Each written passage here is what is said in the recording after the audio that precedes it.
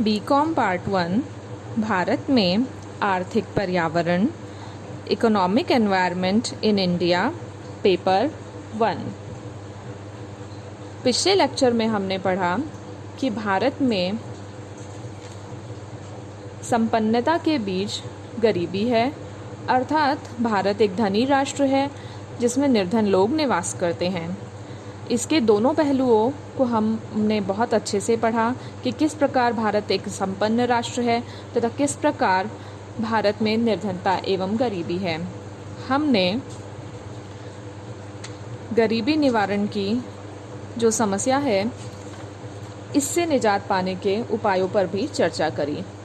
आज हम देखेंगे कि अल्प विकास के संदर्भ में भारतीय अर्थव्यवस्था कहाँ पर दिखाई देती है।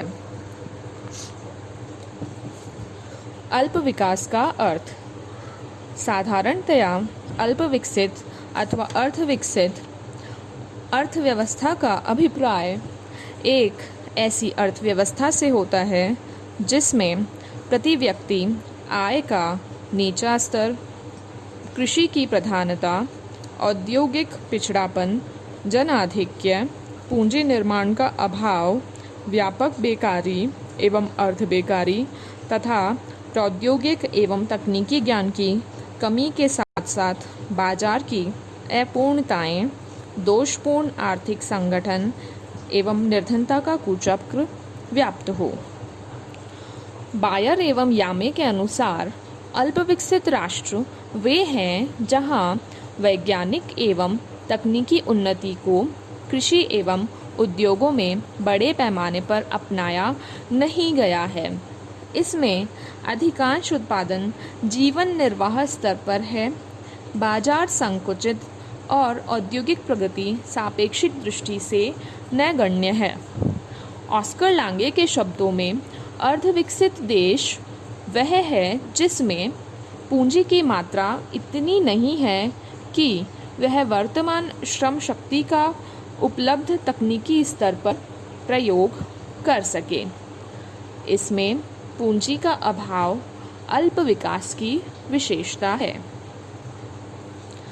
भारतीय योजना आयोग के अनुसार एक अर्धविकसित राष्ट्र वह है जहां एक और प्रयुक्त एवं अर्धप्रयुक्त मानव शक्ति तथा दूसरी ओर अशोषित प्राकृतिक साधनों का न्यूनाधिक मात्रा में सह अस्तित्व पाया जाता है। इन विभिन्न परिभाषाओं के समुचित विश्लेषण से हम एक अल्प विकसित अर्थव्यवस्था में प्राय निम्न विशेषताएं पाते हैं।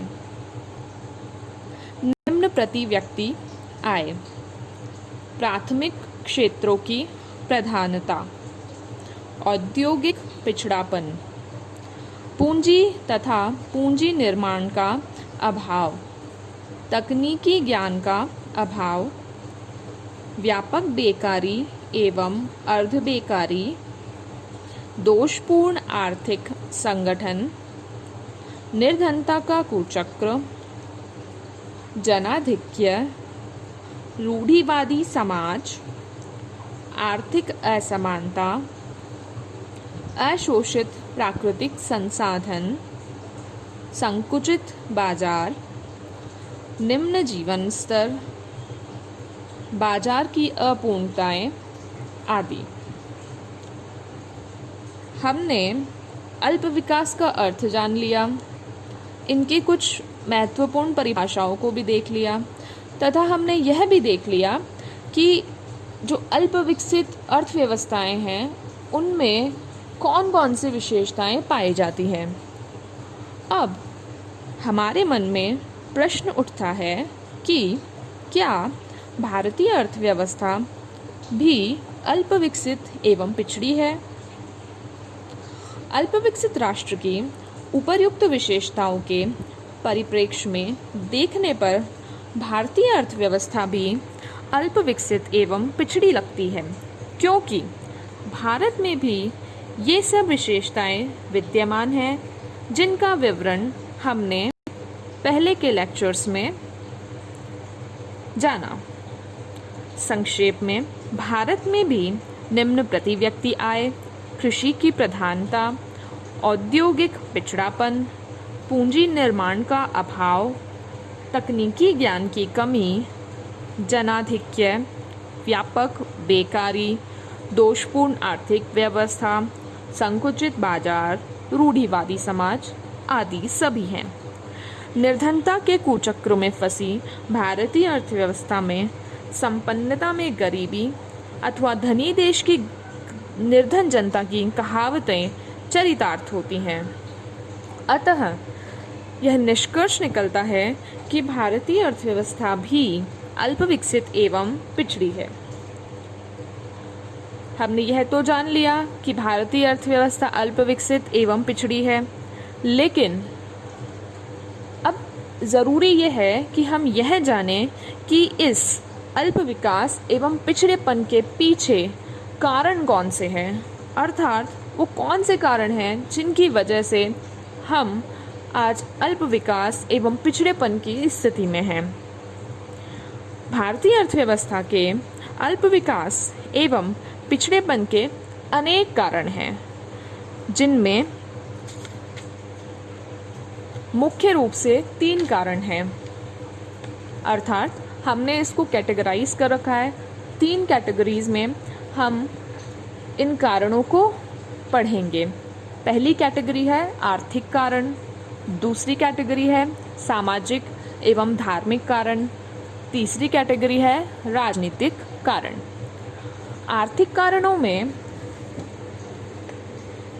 जो महत्वपूर्ण है वो है बाजार की अपूर्णताएं, प्राथमिक क्षेत्र की प्रधानता, पूंजी निर्माण का अभाव, औद्योगिक पिछड़ापन, तकनीकी ज्ञान की कमी, बेकारी एवं अर्धबेकारी, प्राकृतिक प्रकोप, दोषपूर्ण आर्थिक संगठन, यातायात एवं संचार के साधनों का अभाव, साम्राज्यवादी शोषण, विदेशी विनिमय संकट, प्रभावी नियोजन का अभाव, औद्योगिक अशांति, उत्कृष्ट उपभोग एवं फिजूल खर्ची, निर्धनता का कुचक्र।